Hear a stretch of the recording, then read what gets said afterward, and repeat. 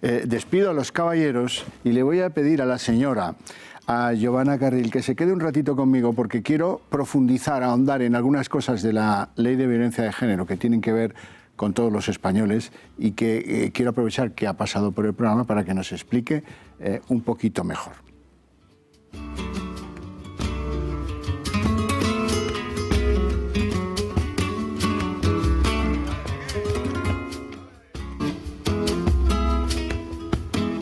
Bueno, como el problema de la violencia de género es un fenómeno, un asunto que compete a toda España, pues he querido pedirle a Giovanna Carril que me acompañe en tanto que es abogada especializada en defender a hombres de esa violencia de género. Y le quiero hacer unas preguntas que tienen que ver con otro entorno distinto al andaluz. Esta ley nuestra rompe algo consagrado en la Constitución de los Estados Unidos, en la Revolución Francesa, en nuestra Constitución, que es el principio de igualdad de todos ante la ley. Efectivamente. Usted tiene algunos ejemplos muy claros para defender esa ruptura de la igualdad de todos ante la ley. A ver, es obvio que se ha roto la igualdad de todos los ciudadanos, que todos los ciudadanos deberían tener ante la ley, cuando nuestro Código Penal penaliza de distinto modo por la comisión de un mismo delito dependiendo del sexo del que lo comete. Es decir, un mismo delito cometido por una mujer dentro del ámbito de la violencia de género está penado de forma diferente si el agresor es un hombre o una mujer. Esto conculca, desde luego, un principio que además es un derecho fundamental y debería ser... Es universal, ¿verdad? Sí, sí, y debería ser santo sacro y además recoge nuestra Constitución, que es el principio de igualdad ante la ley. Sí que es verdad que esta ley fue declarada constitucional por el Tribunal Constitucional, porque fue llevada ante este tribunal, y lo considera constitucional por una cuestión de, pues digamos que discriminación positiva. A mí esto, sinceramente, me parece una excusa y además muy barata. A mí que una persona cometa un delito y sea castigada de forma distinta dependiendo de su sexo me recuerda mucho a lo que se vivió en Estados Unidos a mitad del siglo XX, solo que ahí era por razón del color de la piel. Sí, señora. Si en aquel momento no se podía tolerar eso, y hoy lo miramos horrorizados, no entiendo cómo ahora miramos tan impasibles y además tan contentos y jaleamos de esta manera una ley que nos distingue por razón de nuestro sexo. Claro, lo que pasa es que hay que ser muy valiente para decir alto a una ideología que nos ha avasallado de este modo durante tantos años, y no solo en España.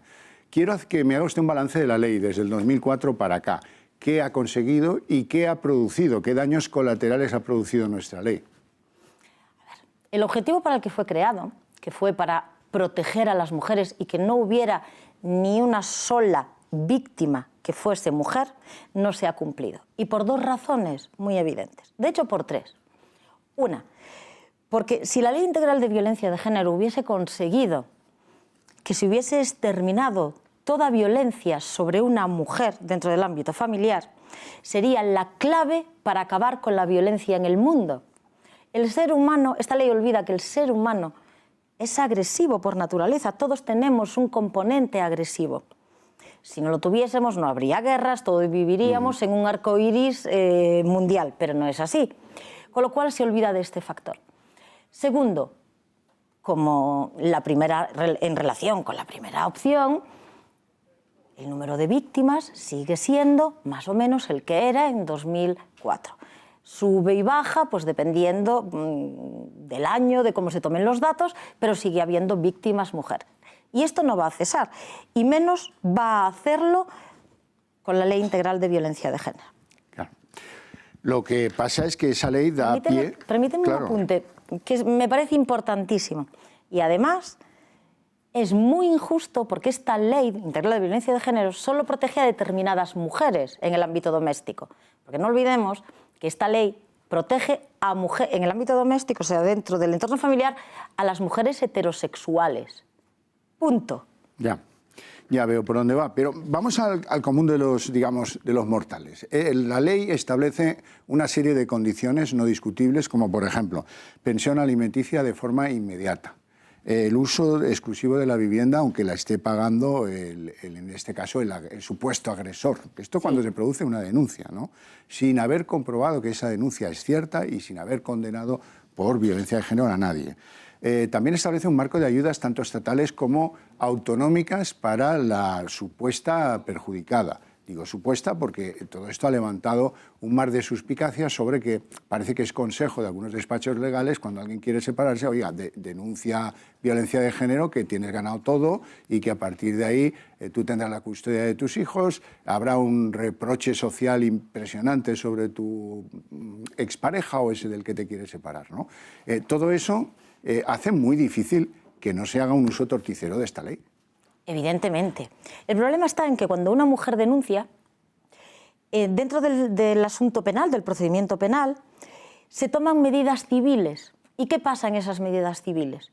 Que cuando se toman medidas civiles dentro del ámbito de la violencia de género, de forma automática, sin cuestionarse si esa señora es buena como madre, si estos niños están bien con esta mujer, de forma automática se le da a la madre la custodia de los hijos, sin ningún tipo de investigación ni de pregunta. Automáticamente se le da el uso exclusivo de la vivienda, independientemente de que sea de los dos o de que sea del caballero. Se otorga una pensión alimenticia al cargo del padre y como a partir de ese momento ya es considerada víctima, aunque no se haya determinado que este señor es un agresor, a partir de ahí empieza todo un periplo. Es decir, solicitar ayudas por la condición de violencia de género, que como mínimo son 426 euros y en algunas comunidades autónomas llegan a rozar los 1.000 euros mensuales si hay hijos, becas al comedor para los niños, libros gratuitos, ayudas al alquiler si no hubiera vivienda y toda una serie de ventajas que evidentemente hacen que muchas personas les resulte difícil pues no aprovecharse. Entonces instrumentalizan esta ley y nadie se atreve a criticarlo. Claro, y nadie se atreve a decirlo, que es lo peor. Claro, ese es el asunto, que es enfrentarse a una ideología que viene en forma de avalancha y que uno no sabe, no quieren jugársela ante eso. Te queda muy mal. El abogado en cuestión, la abogada en cuestión dice caso ganado, cliente satisfecho y total al otro, pues oye, la legislación vigente, ¿no?, que se decía antes. Bueno, claro. El asunto de las denuncias falsas. Aquí hay otro insólito en la justicia, porque es que, oiga, no se deduce en testimonio, con lo cual nunca se alimentará una estadística justa y seria y cierta sobre qué porcentaje de denuncias falsas existen, ¿no? Claro. A ver, por lógica, hay denuncias falsas en todo tipo de delitos.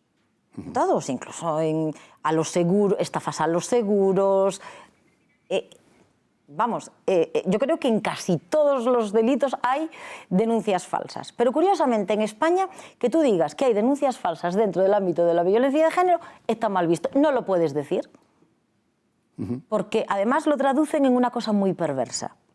Cuando yo lo digo, mucho, y recibo ataques feministas, me dicen que el hecho de criticarla, atención, que esto es muy fuerte, el hecho de criticar y de decir que existen denuncias falsas significa que estoy apoyando que haya mujeres maltratadas. Claro, claro. O sea, esto es una perversión, eso es arquitectura social, pero magníficamente trabajada. Entonces, si hay denuncias falsas, claro, como en todos los delitos. ¿Cuál es el problema? Que en la mayor parte de los delitos, cuando Fiscalía o su señoría detectan que están ante una denuncia falsa, deducen testimonio e investigan. En el caso de las denuncias falsas en violencia de género, no lo hacen. Pero no solo cuando sospechan que es falsa, sino que no lo hacen cuando tienen la certeza de que es falsa. Ya, muy fuerte. Eso es muy grave. Muy fuerte. Y entonces se producen como esa denuncia que suele contar usted, que voy a resumir muy brevemente antes de terminar el programa, del hombre en Andalucía denunciado por su antigua pareja, que cuando lo van a buscar resulta que ha muerto. Ha muerto unos meses antes, se suicidó porque recibió hasta 5 denuncias que, bueno, la obviedad y la evidencia es que la última era falsa, pero cabe sospechar que las otras también pudieran serlo, ¿no? Bueno, casos y cosas de los que no irán a hablar en otro sitio, y yo le agradezco mucho, Giovanna, que usted ha tenido la gallardía de mantener esto y de mantener clientes hombres que son víctimas de la violencia de género y además contar lo que es lo que hay que hacer. Si uno tiene un compromiso con la verdad, oiga, y que se pongan como se pongan. Esto tiene que arreglarse, corregirse. Esto es un disparate y más tarde o más temprano estoy seguro de que empieza ya la cuenta atrás de algunas cosas en este país.